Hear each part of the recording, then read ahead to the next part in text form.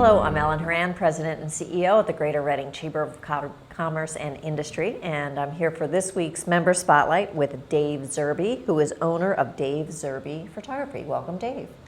Well, thank you, Ellen, for inviting me. I really love and really honored to be here. Wonderful. I got to say that. So, like so many chamber members, you are a family business. I am, yep, very much so. I have my wife and son, and sometimes my daughter-in-law even works with us, and plus a few other employees to help us out. 38 years. 38 years in the business, and matter of fact, we've been members of the chamber since 1980. All right, thank you for that. Yeah. Wonderful. We love it. Now, I know you're also a vet, I am. a veteran. So how does one go from military service to a photography business, or was there something in between? Well, the thing is, the way it all started was I was an Army reservist. Okay. So I actually was a reservist here in Reading, and I had also started the business, the photography studio, and I also worked as a meat cutter for Burke's Packing Company, all three at the same time. And the business started to grow, and we started it in our home. Matter of fact, it started in 1977. I actually started in my parents' home. And then my wife and I got married in 1980, and we moved it into our house on Spring Street. So anyway, during that period of time, my wife and I both worked. She worked as a registered nurse at the Reading Hospital. I worked as a meat cutter at Burke's Packing Company. And so the business grew and grew, and before you know it, we moved out into we maintained the business in the basement of our house, and then had a camera room in the back of a camera store out in Muhlenberg. And then we eventually bought Loring Studio, which was a big studio here in Reading.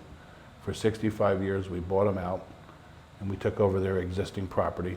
Okay. And Is that your 5th Street? no, that was the one that was in the shopping center out in Muhlenberg, where Wendy's is today. So, but anyway, and then we grew into our current studio, which is in 1135 North 5th Street. And so during that period of time, the Army asked me to come full time, and we knew, being self-employed, that we had to have some plans for the future, not just be status quo as the way we were living. And we knew that the benefits were going to have to come into play down the road, and the whole works. So I went full time in the military. My wife took the studio. She quit her nursing job and took the studio over and started running the studio full time. And she was also a photographer at the time. Right. So it's just a lot that went on during all that, because here I am. I'm not living in Reading because I'm deployed somewhere or living somewhere else in the country, and she's running the studio, and I would come home on weekends and photograph weddings, and next thing you know, I'm being deployed across the ocean to places like Bosnia and Iraq and things like that. And so by that time, my son was old enough to roll into the business, and he picked up some of the responsibility. And the whole plan was that I would get my Army retirement, get my pension, get my benefits, and come back, roll back into the studio and be a photographer. And that's exactly how it worked. I mean, it just worked wonderfully. And then my wife backed off, and she left me rolling as the main photographer again. Great. Nice story. Yeah, and I know I've seen all three. It is a really unique story, but it's something that we always planned. Right. And I think every small business needs to do that, not just live for the moment. You got to live for what's going to happen down the road. Right. Right. Yeah. Now, I know you do a lot of different photographies. You mentioned the weddings, of course you do, and I know you do the photography for, is it all of Reading School District or just the high school? No, the entire Reading School District. We do all the underclass pictures, which is about 21,000 kids. Wow.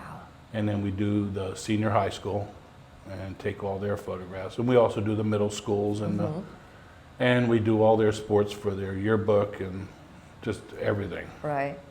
And then you do portraits. We do. We do we do family portraits and corporate portraits and baby portraits and every portrait there is, My favorite is to go to Dave's studio in the spring, right around Easter time. He always has a baby lamb and bunny rabbits, Yeah. live Yeah. lamb and My bunny. wife came up with that one. Yeah. She was responsible. We went to a conference out in the Midwest, and she talked to some guy, and he said, "Oh, we do live bunnies," and she goes, "Wow." So we started doing that back in I think it was the '80s, and the next thing you know, that grew, and she goes, "I wonder what it'd be like if we got a lamb." So now we do this lamb every year, the Yeah. lamb and the bunnies, or the lamb by himself, or the bunnies by themselves, and we have people coming from Philadelphia and Allentown and everything else, and they start calling in February to find out when the bunnies and the lamb are coming, because the lamb can't come until, of course, it's born, and usually Right. we bring the lamb in at about 5 weeks. Okay. Yeah, So- you want a baby lamb when Right, the baby with little lamb, children. and the girls, the little kids love to feed the lamb. We let them take the bottle and feed the lamb and the whole thing. Cute. So, yeah, it's something unique. Very cute. Yeah. Good. So what are some of the trends you're seeing in people wanting portraits? Pets were popular there for a while, or everybody in the blue jeans and white shirt was popular for a while? And What are, I think it's sort of staying the same. I think people are looking more for outdoor photographs and the environmental type. And Reading has that capability because we have a lot of countryside. We have a lot of unique things, and they're looking for like the urban type portraits, like downtown Reading or in the old mills here in Reading or whatever. I don't like some to like give my edgy background? I don't like to give my secret away, but I use the cemetery across the street from us a lot, and people Okay. look at me and go, "Really? You really use the cemetery?" But you know what? Those guys at Charles Evans Cemetery do a fabulous job making everything look Maintaining good the- yeah. and maintaining it, and they just are so gracious to let me come in, and I appreciate that. So we Very do good. a lot of family portraits and senior portraits there. Okay. All right. Other Excellent. photographers don't listen to this. All right. And how about weddings? What are the trends there? I guess you don't really see people doing videos It's not anymore. not as much video as they, but I think the still photography. One of the things that's become big. It's a fad, which is the photo booth. Oh yeah. The photo booth thing is a Yeah. fad, and people are Right. It was a big thing, and now it's starting. I'm seeing it fall off. Okay.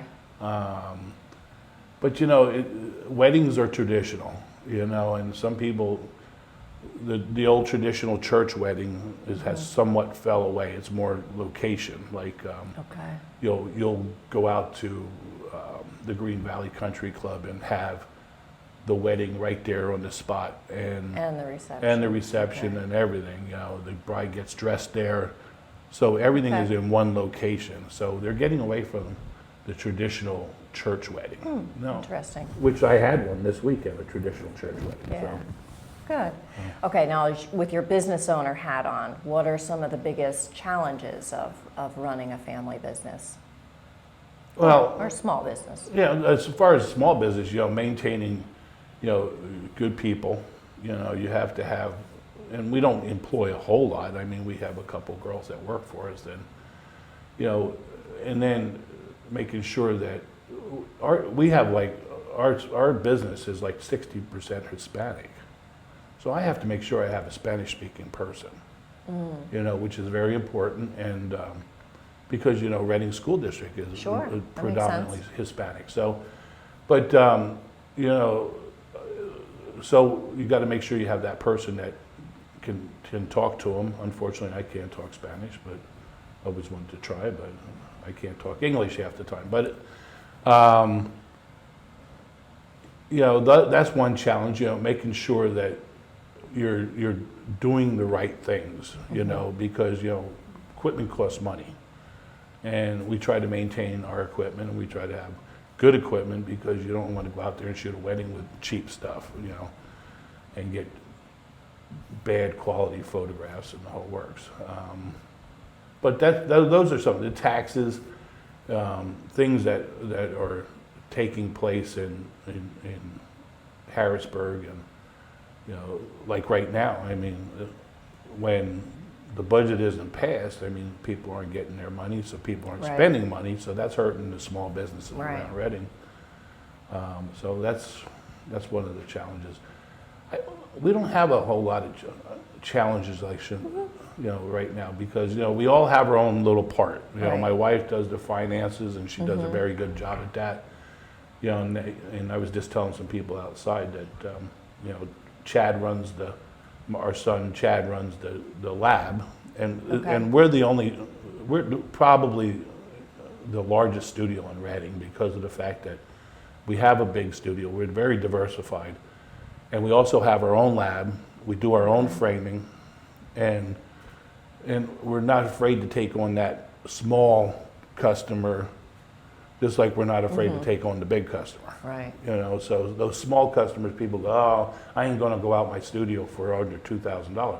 Well, that $100 job can mean a couple $1,000s down the road that you're gonna, Right.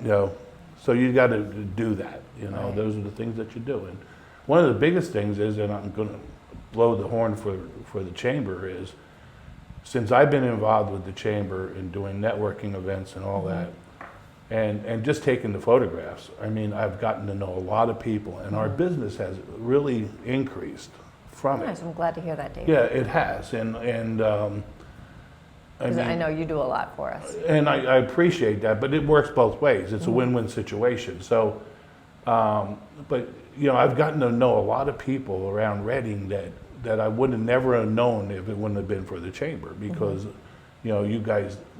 And I was telling Ellen outside that I've been a member since 1980, and at the beginning of our membership, the chamber didn't do a whole lot for Reading or for their businesses.